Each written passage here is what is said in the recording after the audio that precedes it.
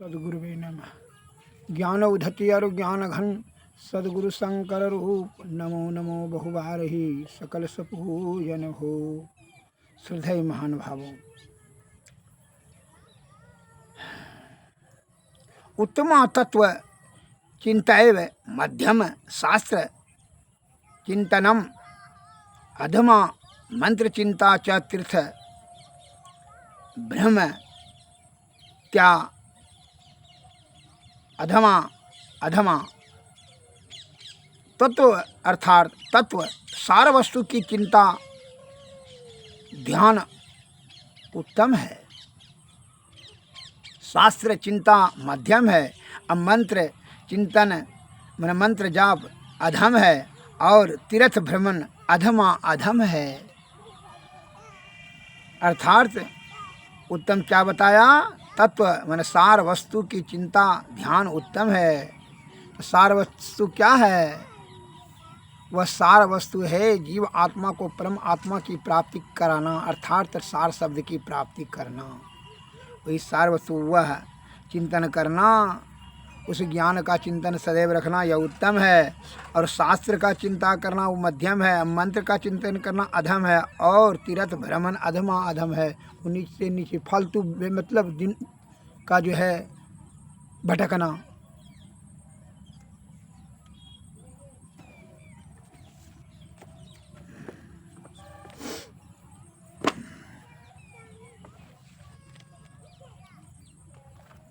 जब द्वापर छिन्न होने लगा, महाभारत की लड़ाई हो गया ख़त्म, तो जब राजा युधिष्ठिर महाराज बन गए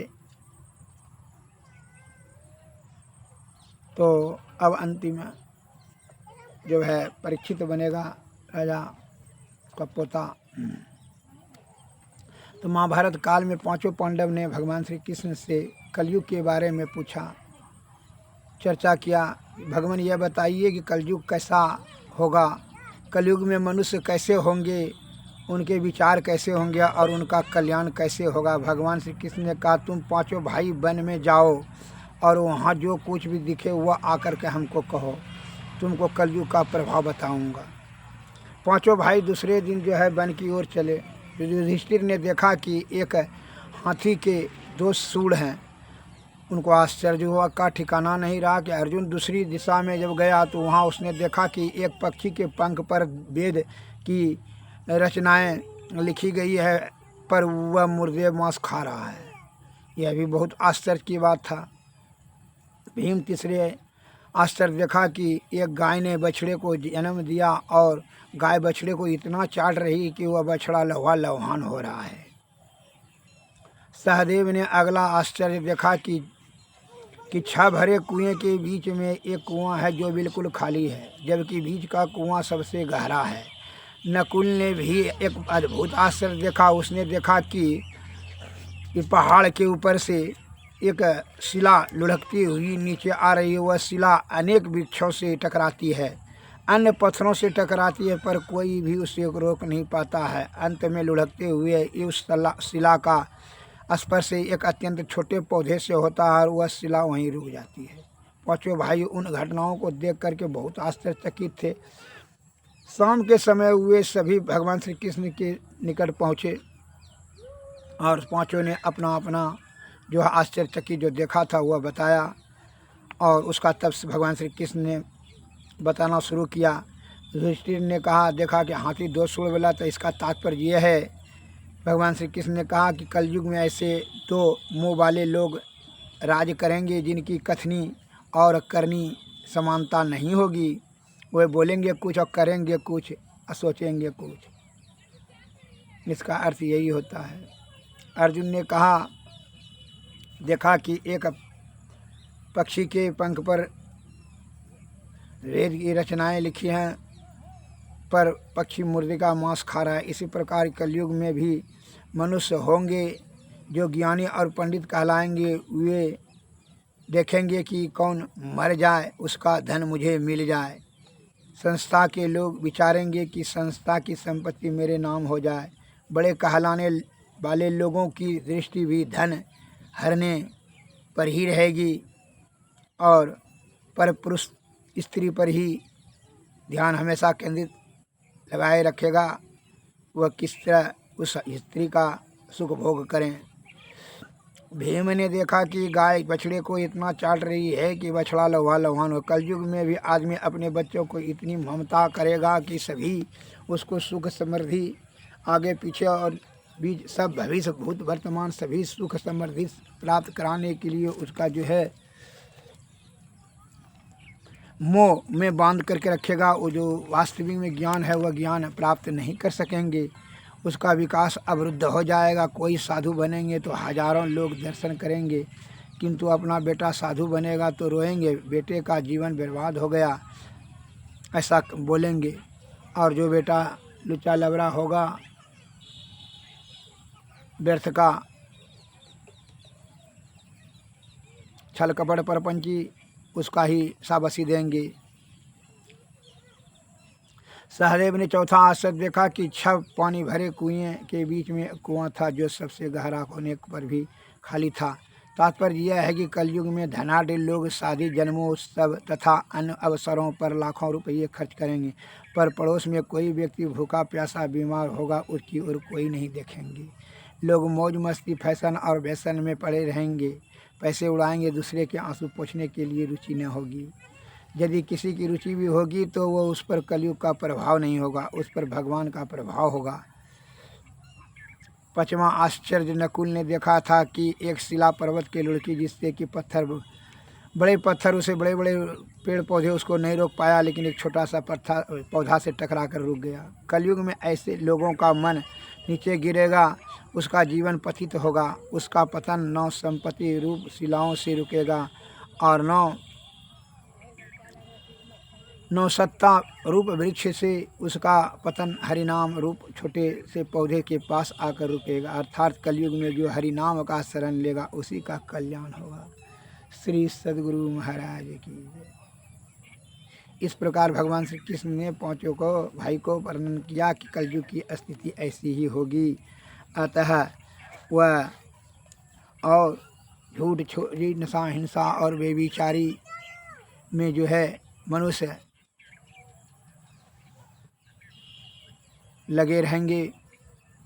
सतोगुण में सदाचार का पालन, सद्बुद्धि सदुपयोग का प्रयोग, सदगुरु के शरण में जाना पसंद नहीं करेंगे, सभी जो है उसका उपेक्षा और निंदा करके बहिष्कार करेंगे, तिरस्कार करेंगे। बड़े बड़े बुजुर्गों का, संत महात्माओं का, भगवान का, माता पिताओं का अनादर करेंगे, अपमान करेंगे, कठोर शब्द से उनको बुरी तरीक़ा से हृदय उनका जीर्ण करेंगे।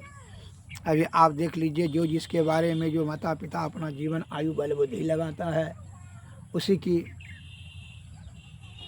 बुराई में बाल बच्चा लगा रहता है, और उसके पत्नी भी इस प्रकार से जो उसके सुख समृद्धि के लिए अपनी आयु बल बुद्धि को खर्च करता है वह दूसरे की तरफ लालचाई दृष्टि से देखता है और अपने का उपेक्षा करता है और हमेशा छल कपट परपंच से मन मस्तिष्क भरा रहता है। मन और अहंकार से आयतरता विषया आसक्त हो जाता है और विषय की आसक्ति के कारण से वह नाना प्रकार का कुबुद्धि का प्रयोग कर करके छल कपट प्रपंच से धन संचय करके के रूप रस गंध शब्द स्पर्श ये सभी की आपूर्ति करने के लिए ही अपना बल बुद्धि खर्च करेगा। सद्बुद्धि से सतोगुण में सदाचार का पालन करते हुए जीवात्मा का कल्याण करने के लिए किसी प्रकार का कोई प्रयत्न नहीं करेगा। और जो सत्संग प्रवचन आदि साधु की सेवा, अध्यात्म का ज्ञान, विषय का त्याग, ये सब अगर यदि कोई उपदेश उसको धर्म देगा तो उसी को वह कठोर शब्द से उसका अपमान करेगा। श्री सद्गुरु महाराज की जय। यह कलयुग का ही स्थिति ऐसी ही होगी।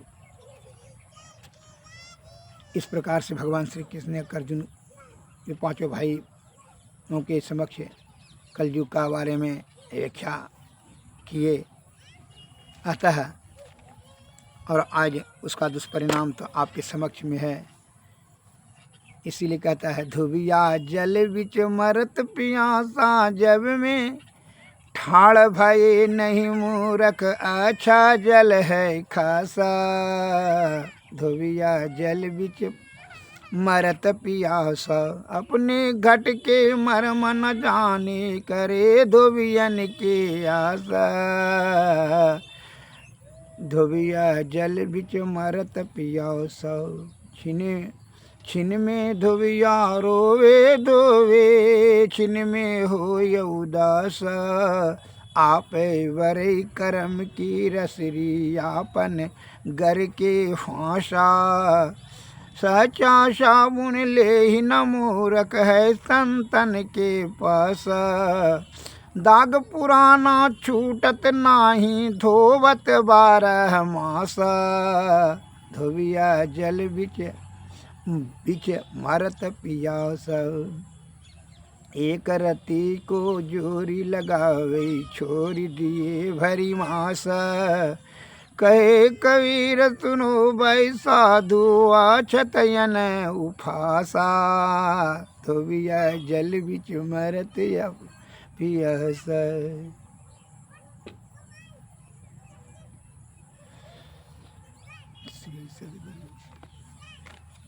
ज्ञानियों के समक्ष रह करके भी ज्ञान अवशोषण नहीं ले सकेगा, सुन करके भी नहीं समझ सकेगा। संत महात्मा महापुरुषों का, ज्ञानियों ध्यानियों के शब्द की गंभीरता को ना समझ सकेगा, ना नहीं समझ सकेगा तो अमल क्या करेगा। अमल नहीं करेगा तो जीवात्मा विषय आसक्त होकर के नाना प्रकार की दुर्गति को भोगेगा।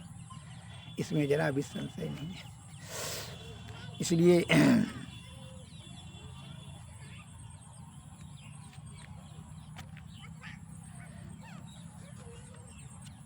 गुरु की कलयुग के लिए मोरे जियरा बड़ा कलयुग में प्राणी सज्जन वह संशय युक्त होकर करके नाना प्रकार का जो है बेचैनी, अशांत मस्तिष्क में नाना प्रकार का दुख उठाएगा। सब चीज रहते पर भी मोरे जियरा बड़ा सवा मुसाफिर, जइयों कौनियो मोका सहर कहर नर नारी, दुई फाटक घन घोर। कुमति नायक फाटक रोके, परियों कठिन झिकझोर। संशय नदी अगाड़ी बहती, विषम धार जल जोर। क्या मनुआ तुम गाफिल सोवो, यहाँ मोर न तोर। नित दिन प्रीति करो साहब से, नहीं न कठिन कठोर। काम दीवाना क्रोध है राजा, बसै पची सोचो। सतपुरुष एक बसे पश्चिम दिशतासों करो निहो। आवे दर्द राह तो हिलावे, तब पैयों निज हो। उल्टी पाँचलो पैड़ो पकड़ो, पसराओ मनो बटोर। कहे कबीर सुनो भाई साधु, तब पैयों निज ठोर। मन मोरे जीरा बड़ा सवा मुसाफिर, जइयों कौनियो। बिनु गुरु ज्ञान नाम ना पैयों, बिरथा जन्म गवाई हो। जल भरी कुंभ धरे जल भीतर, आहार भीतर पानी हो। उल्टी कुंभ जल जल ही समय है, तब का करी हो ज्ञानी हो। बिन कर ताल पखाओ अजीवाऊ जी, बिन रसना गुण गाया हो। गावन मार ये रूप न देखा, सदगुरु यलख लखाया हो। है यथा था सबिन में, दरिया लहर समानी हो। जालदारी का करियों धीमर, मिन के हुए गए पानी हो। पंछी खो खो जचो मिन मारे, ढूंढे ना कोई पाया हो। कहे कबीर सतगुरु मिल पूरा, भूले को राह बताया हो। बिन गुरु ज्ञान नाम ना पैयो, जन्म गवैया हो।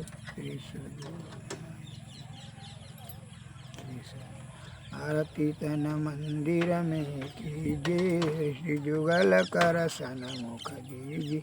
चमकई बिंदु सूक्ष्म यति जल ब्रह्म ज्योति अनुपम लख लीजे जगमग जगमग रूप ब्रह्मंडा निरखी निरखी ज्योति तज दीजे शब्द सूरत व्यास सरल तर करि करि सार सवाद गही ऐसी जुगति कया गढ़ त्यागी भव ब्रह्म वेद सकल मल खंडन यारति यह निर्मल करिमे ही अमृत रस पीजे आरती तन मंदिर में कीजिए दृष्टि जुगल कर सन मुख दीजिए। श्री सद्गुरु महाराज जय श्री सद्गुरु। सद्गुरु नमः। नमस्कार।